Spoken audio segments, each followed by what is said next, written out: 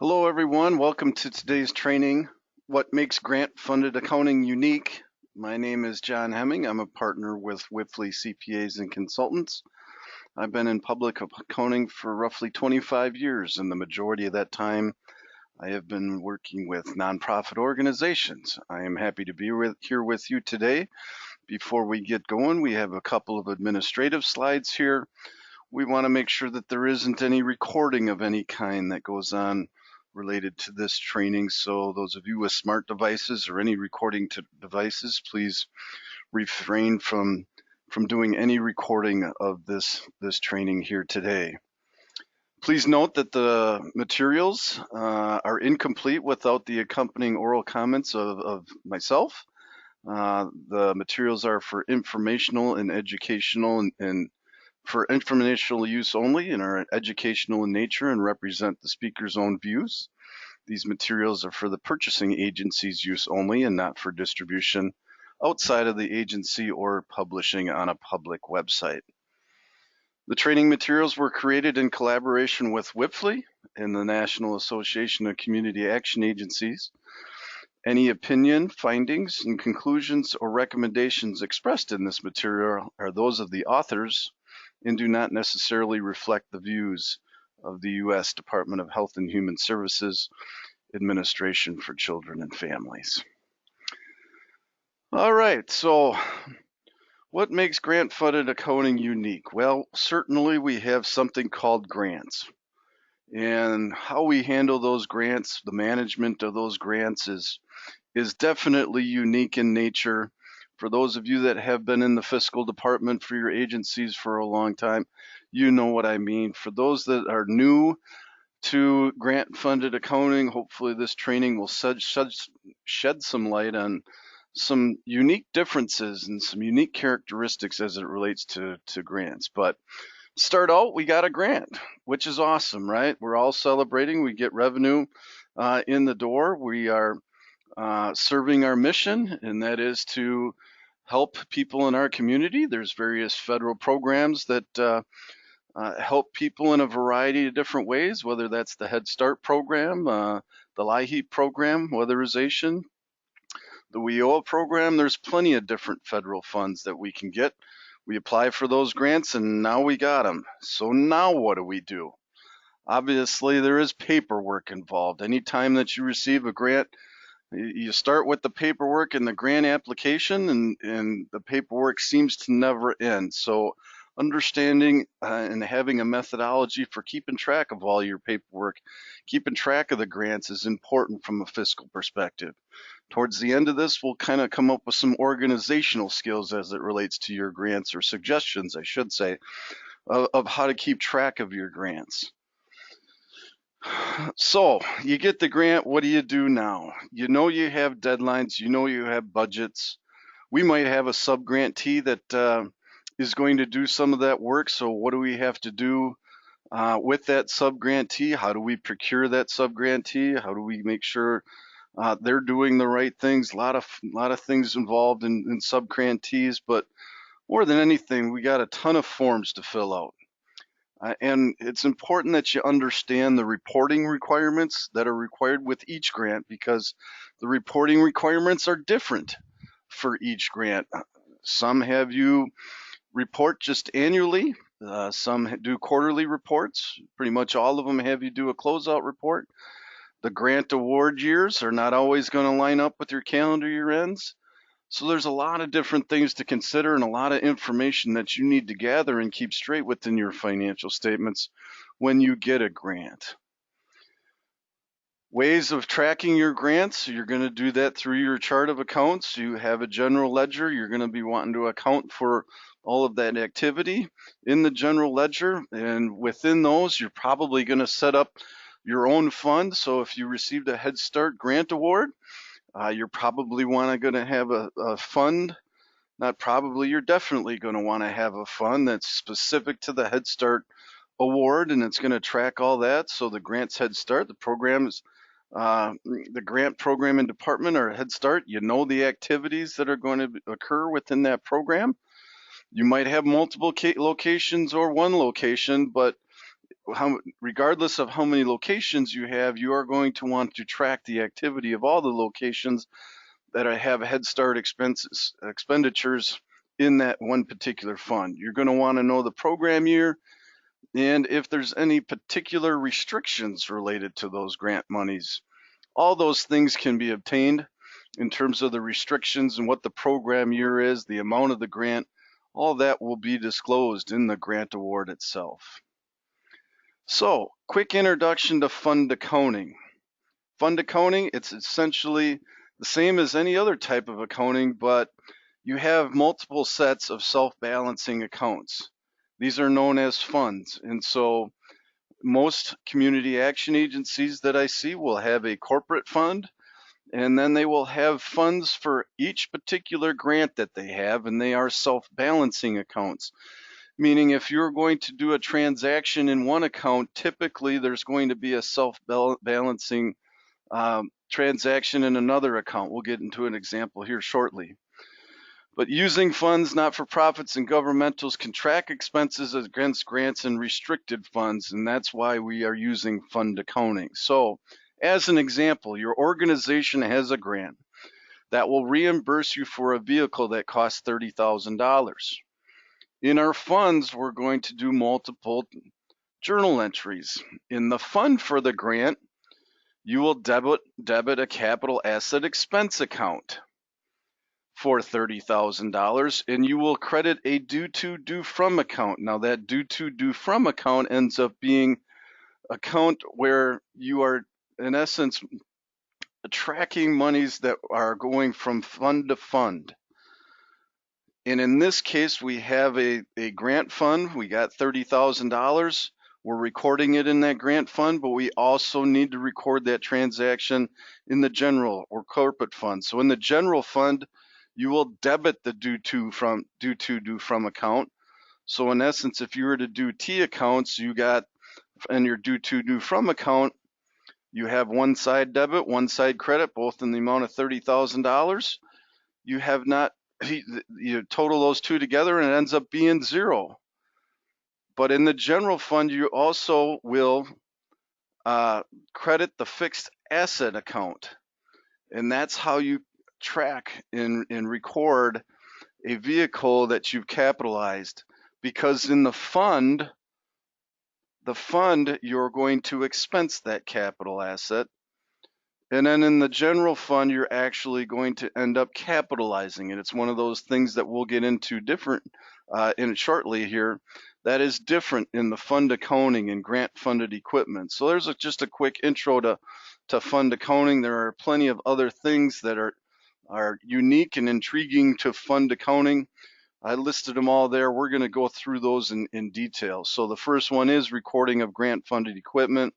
Then we're going to get into promises to give or pledges. We're going to look at the nonprofit financial reporting because it is different than the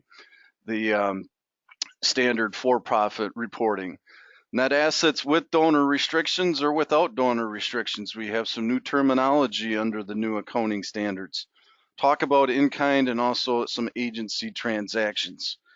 So there is some unique concepts to fund accounting. There's unique concepts in the overall financial reporting.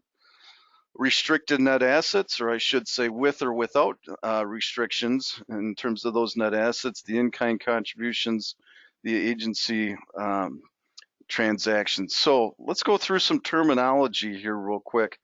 When we talk about financial reporting from a nonprofit perspective, most people that have normally seen a for-profit financial statement, it always starts out with a balance sheet. Well, we have a balance sheet as well. We just call it something different. It's called the Statement of Financial Position. The Statement of Financial Position is the same thing as a balance sheet. It starts out with your assets, then it goes to your liabilities, and we have net assets instead of retained earnings or equity. And we call it the Statement of Financial Position, but the information there is still the same. You want your assets to equal your liabilities and net assets. It has to balance each other out.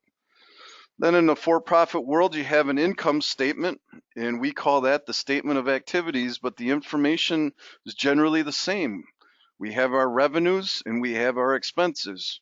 Your revenues less your expenses lets you know, did you make a profit or not?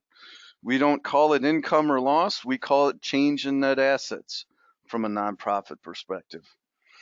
Retained earnings and owner's equity, you'd see those titles in a for-profit financial. We have net assets. And like I had mentioned, net income or loss, we have increase or decrease in net assets. So while the financial information or the core basic part of it is really the same, there is some different terminology in the nonprofit world that you should be familiar with. In terms of grants, they are different. One of the biggest things is how we allocate costs. We try to direct cost as many things as we can, but we know that not everything that we do from a grant perspective can be directly allocated. We have some shared costs or some what we call some indirect costs. And those would be costs that benefit multiple programs. And so we have to come up with some type of allocation method, whether that be a cost allocation plan, or if we're using what they call the 10% de minimis under the uniform guidance, or if you've requested from your cognizant agency, your primary funder, an indirect cost rate. We also have subgrantees, subrecipients, and we need to determine if we have those versus vendors or contractors, because we do that because the reporting would be different. If you have subgrantees or subrecipients, you do report information in a certain manner than if you had a vendor or contract relationship. So you certainly want to know the makeup of any types of transactions where you're having other companies perform services for you. You're certainly going to want to know the grant year, as I mentioned earlier. A lot of agencies have their grants on their calendar year, but there are times when you apply for a grant award and the grant year might be different than your fiscal year. And so you have grants that cross over years.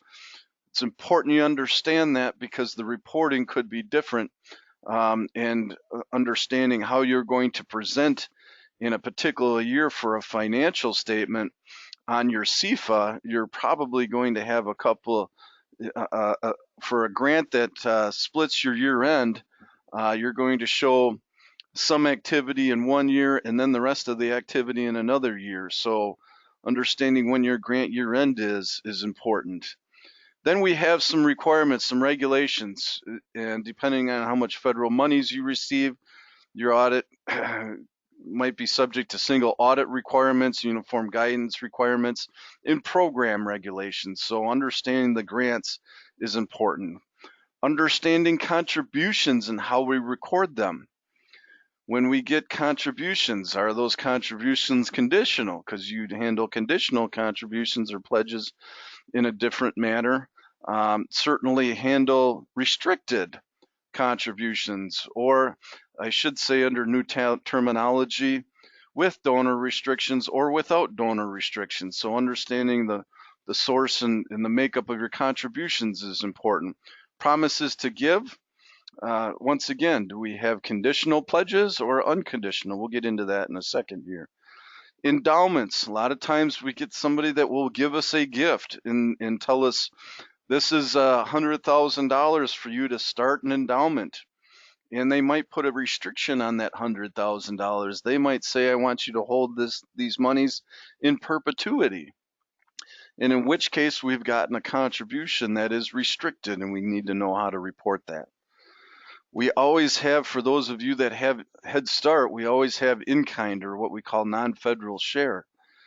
Non-federal share is unique because part of your non-federal share is probably in accordance with GAAP, and then there's another portion that should not be reported in your GAAP financial statements. We'll get into that as well, and then some agency transactions. So, unique not-for-profit accounting concepts.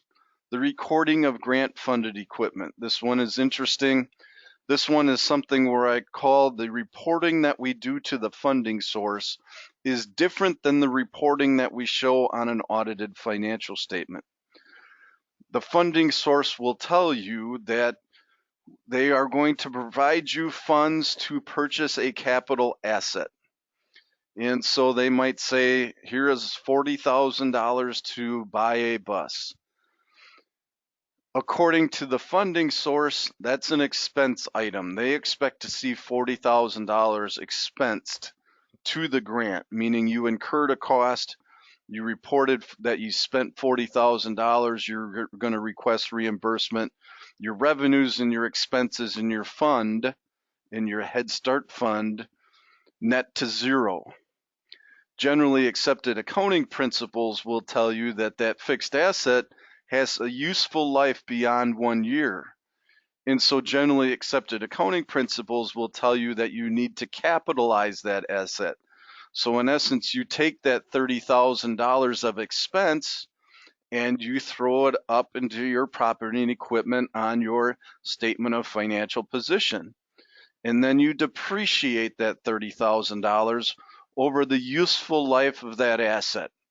And so there is a difference between our reporting of grant-funded equipment to the funding source versus our reporting of grant-funded equipment on an audited financial statement.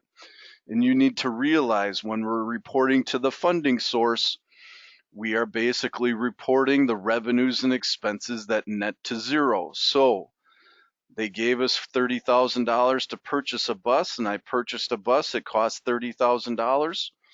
$30,000 of revenue, $30,000 of expense. Our change in net assets is zero on that. But once you purchase that in your general fund, you are doing a transaction to capitalize that asset. And when you do, you are basically taking that $30,000 that was potentially in expense and throwing it up on one of your statement of financial position accounts, specifically your property and equipment. And so then, if you look at that in the general fund, we would have $30,000 of grant revenue, we would have zero expense, we'd end up with $30,000 of positive change in net assets, along with a $30,000 asset on our statement of financial position. So that's the big difference there with recording of nonprofit or grant-funded equipment. Now, here's an example. A not-for-profit has $20,000 in federal grants to purchase a vehicle. The organization purchases a new vehicle for $35,000. What would this journal entry look like to record this asset? Well, in the grant fund, the first column there, we certainly are going to take that $20,000 and spend it. And the due to, due from, or just think of that as the revenue side of the grant fund. When we do that, we are basically showing grant revenue, grant expense of $20,000. We have to show the other side in the general fund, and we're doing that. So in essence, from a grant fund perspective, we are spending all of the $20,000. But also I mentioned though that we spent $35,000, so $15,000 of it wasn't covered by a grant fund. And we have to show that within the general fund that we purchased something for $20,000 that we're going to show to the funding source, but it actually cost us $35,000. So the difference of 15 is actually going to fall to the bottom line in our general fund. So we'll have $15,000 worth of cost, then we're going to capitalize it. So organization-wide, we're going to see that we spent $35,000 to purchase something. We're going to get an asset in basically on the books. We're going to basically be capitalizing that asset after everything washes its way out. But remember again, what we're reporting to the funding source, because they gave us $20,000, we would show $20,000 of revenue, $20,000 of expense. Contributions. It's important to understand and dissect your contributions. There's really two categories within contributions. You have without donor restriction. This formerly, prior to the new nonprofit reporting standards, this was called our unrestricted dollars. The second one now is your with donor restrictions. Think of these as your temporarily and permanently restricted dollars in years past. And Why are we restricting them? Why do we need to make sure that we decipher what a contribution is? Because we need to record it correctly. We need to make sure that we honor what the donor's intent was of what they provided for you. So a donor that gives a contribution with restrictions, it has to be used for the purpose that the donor intended. Now, the restrictions can be time related. Specifically, if you give pledges, you'll record the entire pledge, but you might receive that pledge over a number of years. So there's a time restriction that potentially could be put on a contribution. Or they might put on a restriction that's permanent in nature. I mentioned that endowment fund where they gave you $100,000 and they said, I want you to keep this $100,000 in perpetuity, invest this money to start an endowment. You need to make sure that you record that $100,000 with a donor restriction to it and understand that those monies should really never be touched. In that situation that donor gave you $100,000 to start up an endowment, they might say that the $100,000 needs to be there in perpetuity, but any investment earnings you get on those dollars, those then can be used. So in which case, if we were to earn $100 in interest income on that $100,000 that we invested, we would show $100 of monies without donor restriction and $100,000 of monies with donor restriction. Promises to give. The important thing about promises to give is understanding, is this promise to give conditional or is this promise to give unconditional? Conditional promises to give, the donor promises to contribute assets if a specified event or something occurs. They put a condition on them receiving money. I'll have an example in a second. Unconditional is the promise where the receipt depends only on the passage of time or the donor's demand for performance. So if we look at that, a conditional promise to give as an example, the donor promises to give a non-for-profit $50,000 only if the not-for-profit raises $100,000 from other sources. So for our purposes, we got confirmation from a donor that they're going to give us $50,000, but we actually cannot record that $50,000 as a contribution until we've met the condition, and that condition is that $100,000 from other sources. Once we receive or generate that $100,000 from other sources, then we have the ability to request the monies from the donor and say, we've met your condition. Here's the $100,000 that we've received from other sources. Please send us your $50,000. And when they do, you're going to debit, cash, and credit a contribution. Unconditional promises don't have that condition, but they might have a restriction on it. So a donor promises to give a not-for-profit $50,000 for a new bus. The $50,000, there isn't a condition. I guess you could argue that the new bus is a condition, but they don't really have that. Once we purchase that new bus, we've met that condition, and we've eliminated that restriction once we purchase that new bus. So understanding that we start out with a restriction on that unconditional promise, and we're going to get that monies, but we have to purchase the new bus. The donor promises to give money for general use. Well, there isn't putting any restrictions on those. And we record that $50,000 or whatever that money that they are giving us for general use immediately in that situation, because general use means just general operations, and there isn't any restrictions, purpose restrictions or time restrictions related to that.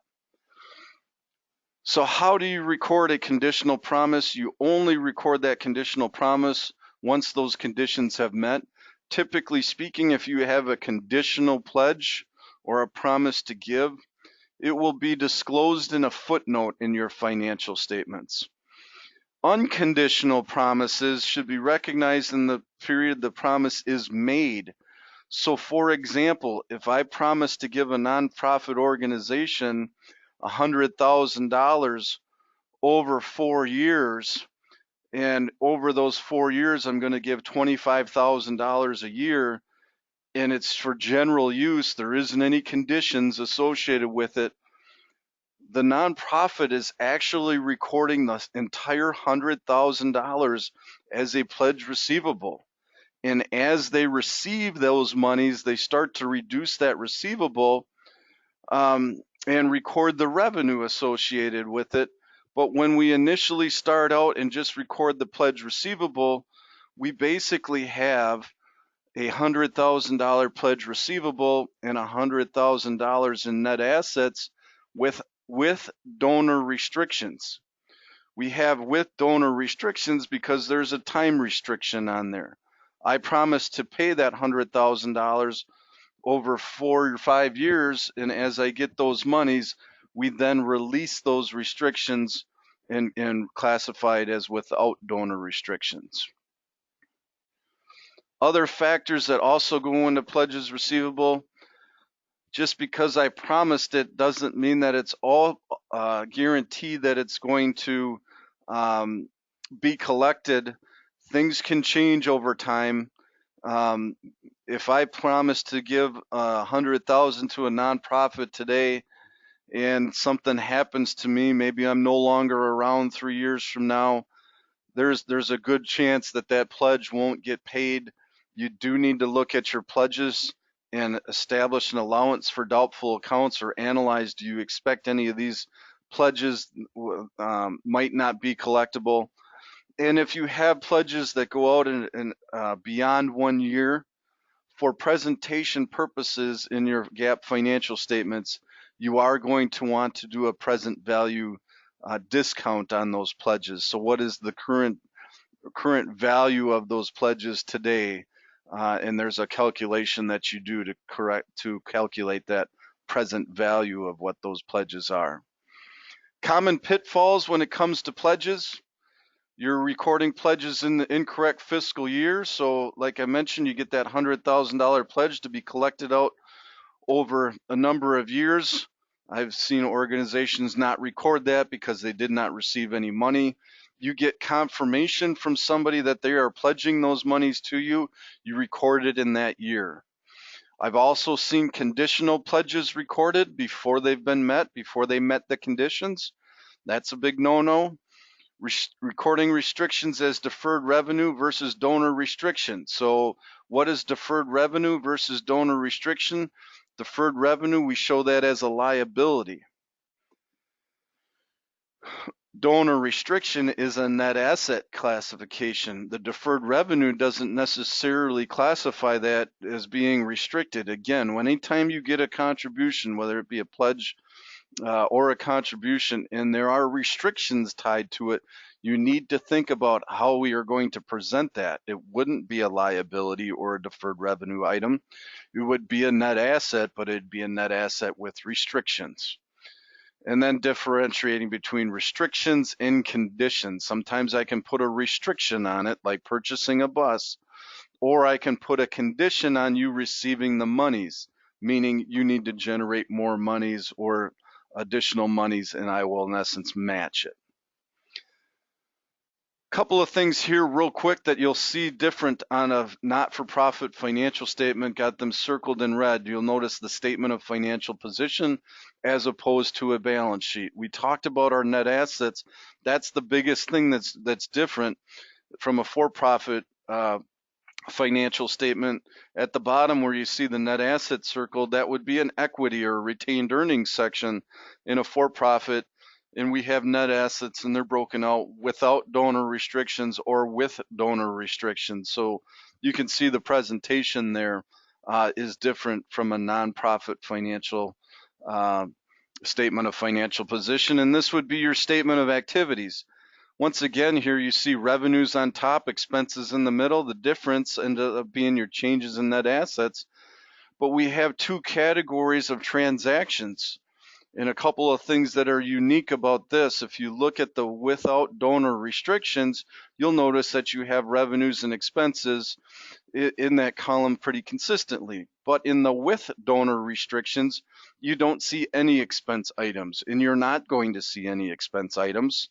What we do is we satisfy the restrictions, and then we have that line item right above the total revenue totals, that net assets released from restriction. You see that big negative 1,047,255. We're in essence saying that we satisfied the restrictions, so we are removing that and moving it over to the without donor restriction column, and we're reporting the expenses in the without donor restriction column. So it's unique. That is unique to nonprofits and how we present that. You will never see expenses, or you should never see expenses under the with donor restrictions, because we are releasing restrictions and putting them in the without donor restriction column. Ultimately, you end up with your overall net assets tying back to your statement of financial position. Net assets mentioned. The terminology is a little bit different under the new nonprofit reporting standards. We have two classes of them. Net assets without donor restrictions. Think of those as your unrestricted net assets in years past. And then you have net assets with donor restrictions. Think of those as your temporarily or permanently restricted net assets in years past. There are very few or minor differences or situations where that is not the case. So what are net assets without donor restrictions? It's basically any monies that have not been restricted by donors. Anything the board does in terms of designating monies, or in essence what they feel is restricting monies, the board of directors cannot restrict monies.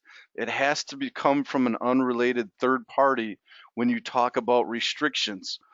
Now, the board can designate money within your net assets without donor restrictions. You can classify certain money as board designated, but it will never be restricted. It's always the third parties that give you money where there is restriction. So net assets with donor restriction, the use is limited either by a time restriction, i.e. I'm going to give you a pledge over 5 years, or a purpose restriction. These would be formally temporarily restricted type items. Purpose restrictions saying I want to give you $50,000 for the purchase of a bus. It also includes net assets whose restriction do not expire with the passage of time and cannot be removed or fully fulfilled by the organization. Those would be your formally permanently restricted net assets. That would be the example of that $100,000 that you receive from a person that says, I want you to hold these monies in perpetuity and start an endowment fund.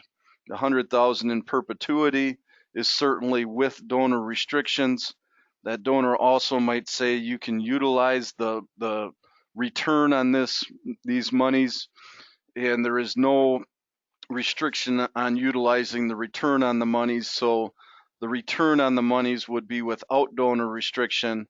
The $100,000 initial gift would always have restriction on it if they put restrictions in perpetuity. In kind. Important to understand in kind. When we're talking about our Head Start grant award, we'll always need to meet our in-kind requirements. And the makeup of that, from a financial statement purpose, it's really classified into two different areas. This is another one similar to the grant-funded equipment, where what we report to the funding source is going to be a little bit different than what we present on our audited financial statements. And the reason for that is when we generate in-kind, some of it follows generally accepted accounting principles and some of it does not. So you need to decipher what is what we call GAAP in-kind, meaning we are going to record this in-kind and present it in our financial statements, and what is non-GAAP in-kind. In essence, the non-GAAP in-kind usually gets a footnote disclosure within the financial statements, and the disclosure says that we did not report this as in-kind on the face of our financial statements on the statement of activity because it did not meet the requirements of generally accepted accounting principles. So the makeup of your in-kind usually is from non-cash type items, so you could get gifts in kind. So property, inventory, equipment, supplies. When you get those, you come up with a value for those and you record that in kind. When you do that, that falls under the category of GAAP in kind. You also get services that are provided through the Head Start area, and if those services are provided by specialized individuals, for example, accountants, lawyers, architects, nurses, any teachers, as you track those services, those are also qualified as in kind, and you're going to measure that at fair value. Another big portion of our in kind that we generate would be the parents coming and volunteering in the classroom. And the amount of in kind that is generated there is not GAAP in kind. That would be your non-GAAP in kind.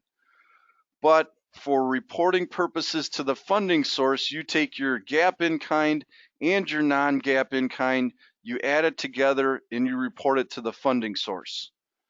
For GAAP financial statement purposes, you are only going to report on your statement of activities the GAAP in kind, and you will disclose what your non-GAAP in kind is in an in kind disclosure in the footnotes to the financial statements.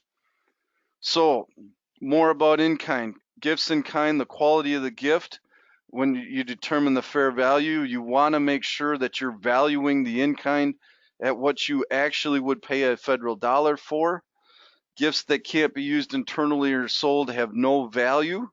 So if somebody gives you, I guess a good example would be a Commodore 64 computer.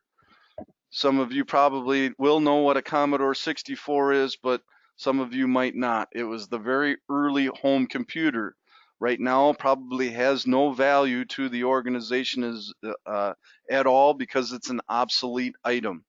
So if you get any gifts that are obsolete, that won't be utilized in the Head Start program, you should not put any value on them. Gifts used for fundraising purposes, you recognize the contribution and you measure that at fair value. You record the cash received over and under the fair value as the credit or debit from the contributions, or you record it as a debit or credit depending on the contribution. As an example here, donor contributes a laptop to an organization with a fair value of $1,000 to be auctioned off at a fundraiser. So if you just took that transaction alone, you'd obviously debit the asset, credit the contribution.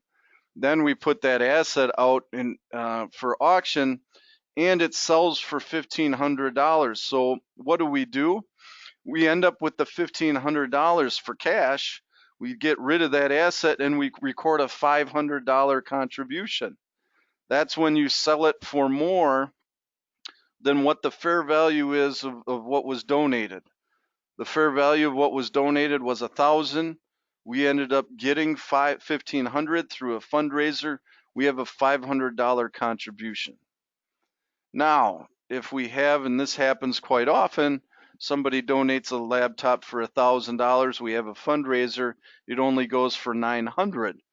We're obviously going to record the cash, we're going to get rid of the asset for $1,000, and we are only going to record a $100 contribution in terms of the debits and the credits for that particular asset or that particular transaction. In terms of the service, recognize only if they create and enhance a non-financial asset and meet all the requirements. And again, this would be GAAP in kind. The service requires a specialized skill. Service is provided by individuals who possess those skills, and the service would typically need to be purchased if not contributed. All of these would be examples of GAAP in kind.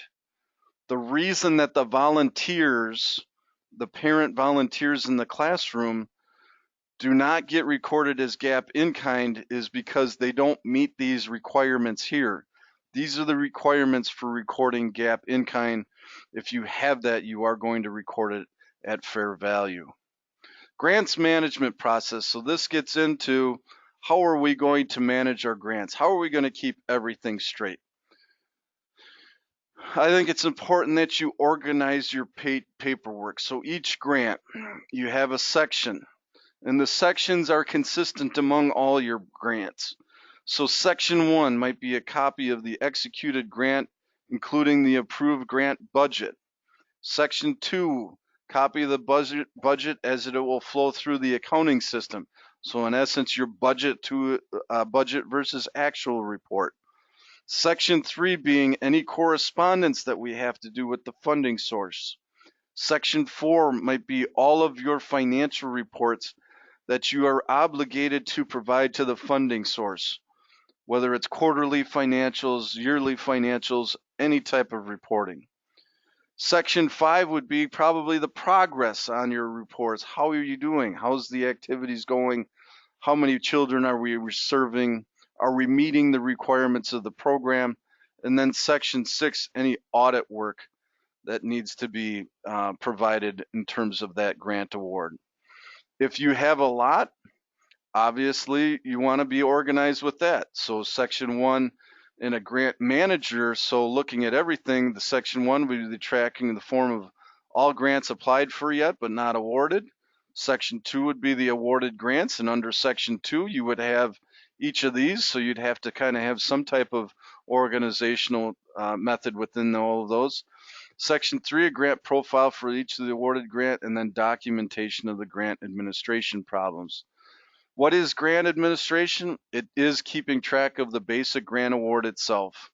What is the grant amount? What are the dates? What are the terms? What are the requirements? Everything that we have to do in order to properly administer that grant. That would be what grant administration is. So some common grant reports to keep track of how we're doing on a particular grant. Some common reports would be any unposted activity or encumbrance reports, or what encumbrance reports might be obligations that we expect to incur. We ordered a bus, we have not received an invoice, we have not received the bus itself. But I know I have an expense coming. I've encumbered that cost because I know I will incur it in the near future. Any posted activity, that would be posted activity to the particular grant fund. Your check register, certainly we're making checks out to pay our vendors. That's the fund activity. Any aging reports, trial balance by grant, so I know how I'm tracking. And then any financial statements themselves. The aging reports gives you the current period date, any aging dates, periods, and all the reports by funding source. You want to make sure that you have some aging reports so that you don't miss any reporting to the funding source. Missing quarterly reporting or missing final reporting is not going to be good.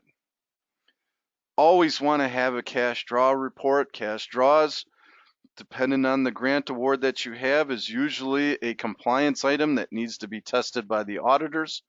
You want to make sure that when you're drawing down cash, that you're not drawing down cash in excess of the expenses that you've already incurred. Funding sources do not like you using their monies without already incurring expenses. There are occasions where certain funding sources will give you an advance. And then there's ones that will not at all. So make sure that you have proper documentation on your cash draw report. That would include any of the supporting documentation for the expenses that you already have incurred as you do that report. Encumbrance reporting, like I mentioned, it's the current period budget, actual and encumbered variance. Within that reporting, you want to have the prior year budget, year-to-date budget, actual, including encumbrances. So you'd have a total budget and variance report, the percent of the total budget remaining and used, and then any custom columns that you also want. Also, what will help in the reporting, and this is when I say reporting, and it's when you meet with your program people and when you generate reports to give to funding sources, when you generate reports to give to auditors, monitors, what have you. You want to make sure that you have a statement of revenues and expenditures. The beginning period actual, current period change. All of these are considerations for a report that you run. Each agency is different, and there's a lot of different ways of running financial reports. You pick the way that's most beneficial for you to operate your programs, to keep people informed of the financial position of these programs and where you're at to date. Those reports could have any number of these items. It could have all of these items. It could only have a few of these items. You need to determine which reports work best for you. Grant closeouts. Definition of a closeout. It's the award closeout process by which a determination is made that all applicable administrative actions and all required work have been completed. This is the final process when it comes to a grant award. They've issued you a grant award over a year ago. You've incurred expenses. You've requested reimbursement. You've followed up, or you followed your end of the bargain and did everything right in terms of this grant. Throughout the year, you've been reporting to them. You know you've served the people properly and you spent the dollars properly. And now we have to report back to the funding source once that grant award has been completed. We got to do a closeout report to basically show that we are being accountable for our monies. We do that through a closeout report. So the age-old question, to close or not to close the fiscal year. Generally speaking, you close your fiscal year when all grants are closed. Now, there should be an asterisk by that because there are times if you have grant awards that do not fall on your fiscal year, you still need to close your fiscal year. So I would say when all grants are closed, I would say if all of your grants operate on your fiscal year, you certainly close your fiscal year when all those grants are closed. The asterisk would be you close all of your grants that end on your fiscal year when they're closed, knowing that you might have a couple of grant awards that split fiscal year ends. When you have audited statements, sometimes organizations leave their fiscal year open until the auditors come in to make sure that there isn't any adjustments. That could be dependent on the timing of when you have your audits done. That could be a long time. So that's just one way of thinking of it. Doesn't have to be, but sometimes that's a preferred way. But more important, when you're confident you have no more adjustments, you should close your fiscal year. What does a fiscal close do? It checks for a valid closing account assignment for each revenue and expense account. Basically closes out your what we call our P&L, our profit and loss statement, or our revenue and expense statement. And wherever we ended up, did we have a positive change in net assets or a negative change in net assets? Regardless, when you close it out, it's going to close it out to our net asset categories. Those net asset categories being with donor restrictions or without donor restrictions. So when you do that, when you press the button to close the year end, it creates and posts an opening balance entry for each account for the beginning year being closed into, and it updates the fiscal year end date shown on the organizational information form in the administrative mode, typically of any accounting software. Post entries created by the year end close process.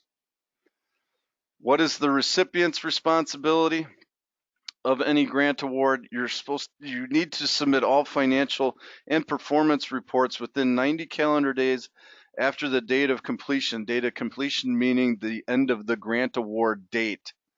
Liquidate all obligations within 90 calendar days of that completion date. Again, the grant award end date. And then promptly refund any excess balances of unobligated cash. So If you have monies left over, you have to return them to the funding source if you have a cost reimbursement type grant. You could have excess balances on a fee-for-service type grant, in which case you would not have to pay those monies back most likely. Do not close grants if the refunds have not been submitted, the actions have not been completed, and what we mean by actions is the liquidation obligations within the 90 calendar days. All costs have not been paid to the recipient. Excess funds have not been deobligated. All reports are not submitted. And the final NICRA, NICRA report has not been received. Settlement of accounts. We always want to reconcile the final financial report to the approved award or budget, identify any disallowed costs, collect any unused or disallowed funds, and deobligate any unliquidated balances. Retention of records. We want to keep those records, supporting documentation, any statistical records of any award must be retained by the grants office for a period of 3 years. So keep those for 3 years. And on the grant year end, a little bit of just follow through on a lot of things that we've already talked about. We want to liquidate those encumbrances. Chart of accounts, we want to create new grants if we have new grant years. We want to create new funds. In the grant admin module, you want to update that as needed. Make sure distribution codes, or however you're tracking your grant funds, you want to make sure that that's been updated. You want to make sure your allocations. A lot of accounting software nowadays, when we talked about allocating costs, that we have allocating methodologies. You want to make sure you update that for the new year when a grant has ended. Make sure your fixed assets are up to date. Make sure your maintenance is up to date. Print all and final reports, and try to clean up as your accounts receivable and your AP invoices. Collect on any outstanding AR, and certainly pay any outstanding vendors. So after the close, print all the reports that you see fit, or make sure that you convert them into a PDF and store them in some type of an electronical manner. You want to make sure you have the trial balance and the financial statements by grant. So that would be all of your grants. Update the current reporting year defaults on a customized financial statements, and make sure your chart of accounts is good. Lastly, after the close, update any distribution codes, any supplies.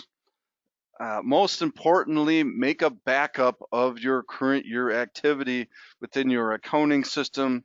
Make sure that you test those backups to make sure that whatever you're backing up, it could be recreated if we end up with some lost data or a computer crash. We want to make sure that we don't lose this data, so make sure that we end up with a backup. That's all I had for you today. I hope you gained a little bit more knowledge about the unique aspects of grant funding. And until next time, we'll talk to you later. Thanks, everyone.